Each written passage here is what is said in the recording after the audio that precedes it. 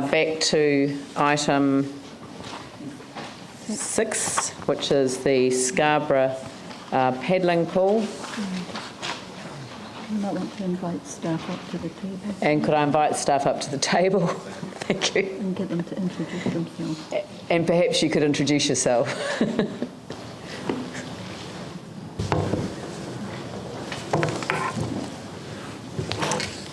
Thank you, Madam Chair. I'm John Filsell. I'm Council's Recreation and Sports Manager. Thank you very much. Now, I understand that there is an amendment. Is that appropriate to go to the amendment? So could I invite Councillor Johansson to move the amendment?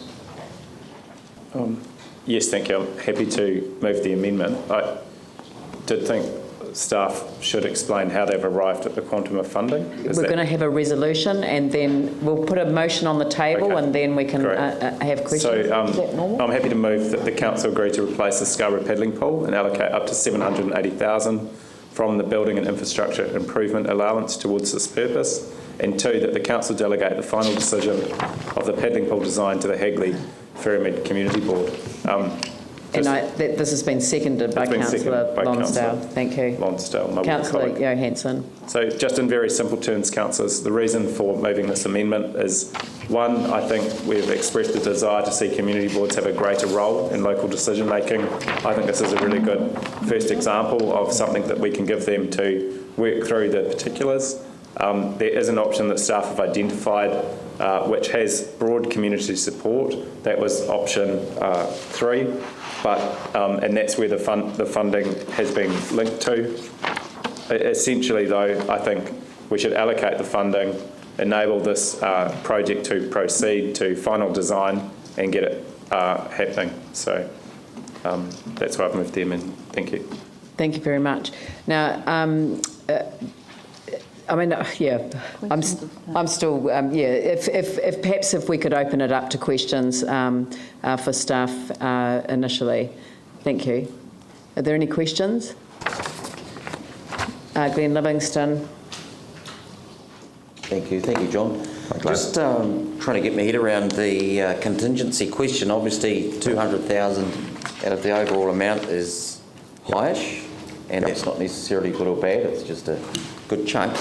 So I just want to work out that contingency, and it's referred to several times in the report, the underlying assumption about the ground conditions. So is that contingency part of that or separate? I can't work out that because it still seems to be saying the 200,000 contingency is built in, but then it's still subject to ground conditions apart from even that. Thank you for your question, Councillor. There is a very high contingency. The contingency is primarily to cover ground conditions that we don't know about. We haven't undergone geotechnical testing of the area, and given the damage to the existing facility, it's a reinforced concrete tank and it was smashed to pieces.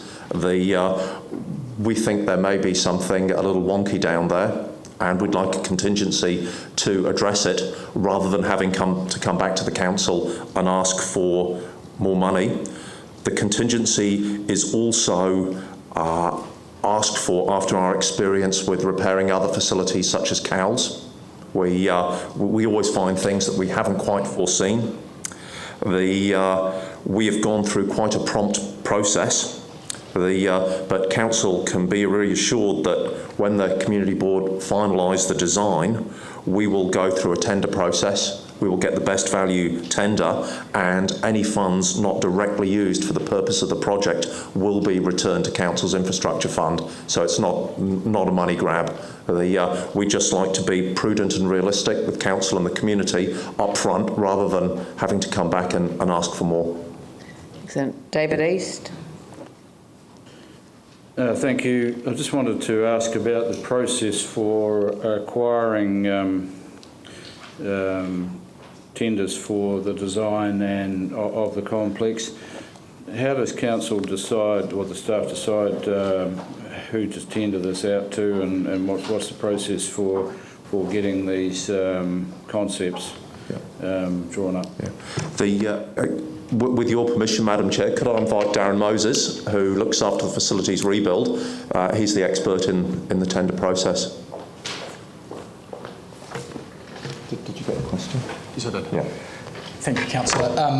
I'm from the Capital Program Group and I'm heading up the facilities rebuild program. We would typically, in these cases, depending on availability of the sort of the contractors that are specific to building swimming pools, would either go to a selected tender or a full open tender through the government electronic tendering site, GETS. And that would be subject to normal probity and compliance in terms of dollar value. So if it's over $100,000, in which case it is here, it would usually either be a fully open or a selected tender. So when it's a selected tender, how do people get onto that database?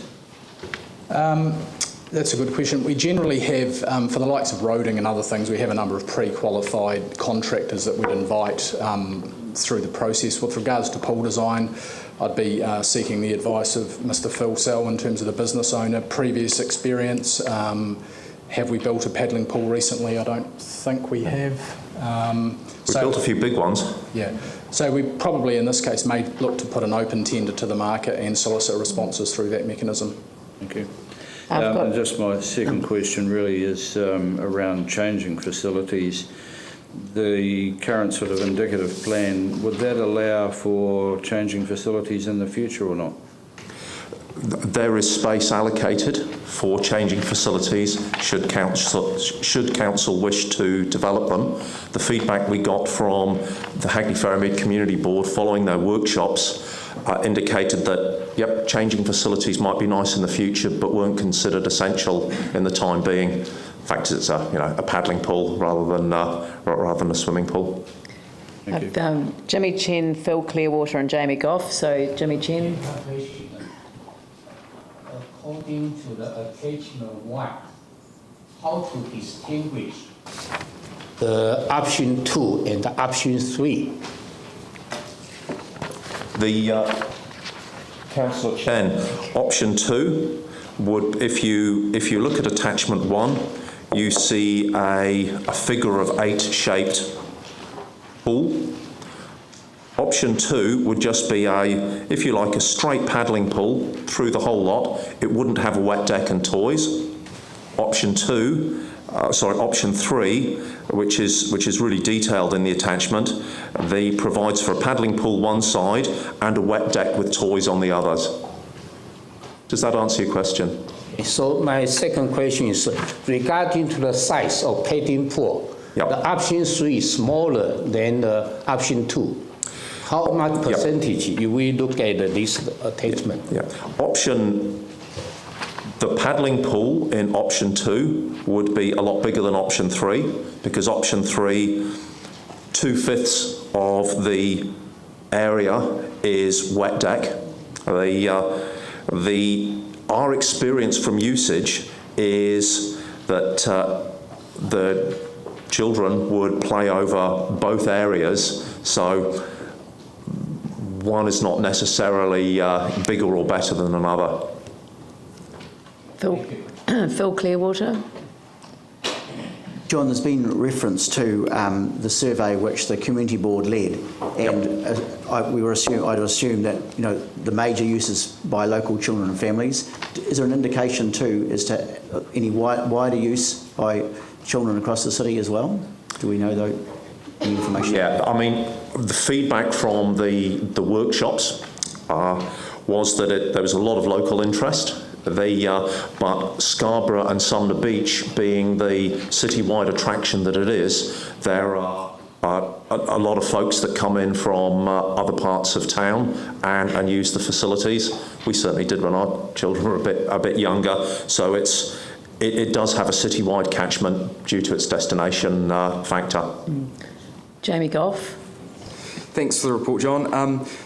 I guess where I'm going to be going with the question here, when I saw the report, and I'm sure like a lot of people there, the two things that stood out to me were one, cost, that it's really high, and two, timeframes. So one, you've got the community board and the council both endorsing a resolution. There's hopefully to be a pool there by the 13-14 summer, i.e. this summer. The options that have come back are basically going to be saying there's going to be a reinstated pool potentially for the 14-15 summer, as in next summer. To address both cost and time frame, given that the costs are so high because of potentially for the geotechnical work which may occur, and then there could be cost escalation as a result of what that uncovers, were there any temporary options explored, potentially like a para pool for a couple of summers there while that geotechnical work could continue? We address the cost there because it's a heck of a lot cheaper, and we also address the timeframes because kids can swim there in a couple of months. Yeah, we did have a brief look at that. Most of the cost involved in this is providing a concrete pool, plant, pipe work. You have to have a facility of a certain robustness to allow safety. You've still got to have a fence, you've still got to have proper surrounds, you've got to have pumping, filtration and pipes, so the cost of a temporary facility becomes cost prohibitive. It's expensive, and you are virtually duplicating what you're doing, building the real thing. That's really why we didn't pursue it a lot further. That's been our experience in virtually every sort of pool provision since the quake. The only exception are the portable temporary pools that we've put up at a couple of schools and are still being used. But they're sort of unsuitable for a public access at all times, unsupervised environment. So we have looked at it. The time frames, Councillor Goff, the Council's resolution at the end of June, by the time we were able to get to the community board, hold a workshop, feed the workshop back into a design, we reached a stage that we went to the crack committee basically just before the election, and in order to facilitate time, we've tried to get first on the agenda. I don't think we can do this summer, but we've certainly had a look at it. Thank you. Are there any other councillors that would like to speak? Yep. Yeah. Sorry, Jana Johansson. Yes. Yeah, okay, sorry. Debate and, all right. Yep. Please. Okay, cool. Thank you. I do want to stand in support of this project, and I just want to make councillors aware of some of the background, because it is frustrating that, you know, it's looking like it's going to be a year longer than what the council actually asked for. This project was identified as part of one of the top 30 projects. It was expected that we would have had a report in December 2012. That didn't happen. As part of the 3-year plans that council did this year, it was also asked that we get the report coming back on how this could be funded, so it could be built in time for this upcoming summer. That report has never come back, and the committee then thought that it would like to get that report before the election, so that we could give the staff the ability to get on and get this done as soon as possible. Unfortunately, council rejected that, but we now have the report in front of us today, and I urge you to support it. It's incredibly important that when we demolish facilities, we also send a signal around what their future may be. And part of the angst in the local community has been that they see the bulldozers coming in, but they don't see the vision for what's going there in the future. And people get quite upset by that, and rightfully so.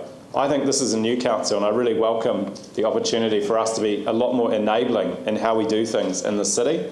I too think that we should be asking staff to look at how the timeframes can be condensed, and certainly I think it's great that we're suggesting that the community board take on the ownership of approving the final design.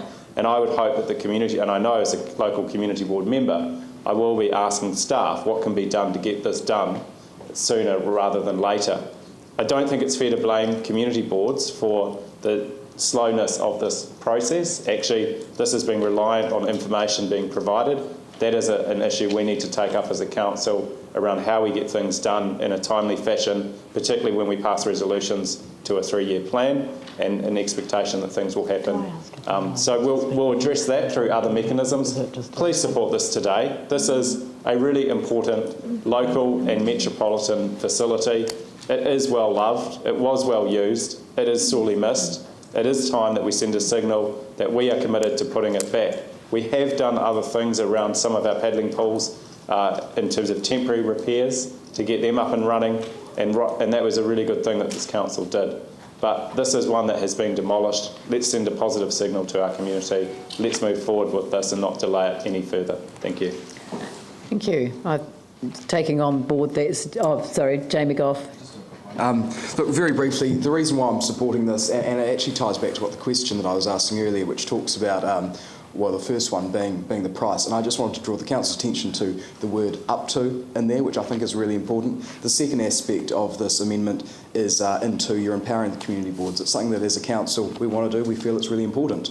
But what also that does with tying into the up to word is that it's probably the ideal place for the community board to drive local fundraising efforts, local sponsorship, these sorts of things. Perfectly placed in the community board's domain for that to really take advantage of the word up to. So I certainly hope that it doesn't get up to $780,000, but I have the utmost faith in the community board to really take that project on and get a great outcome for the local community there. So it's a good resolution.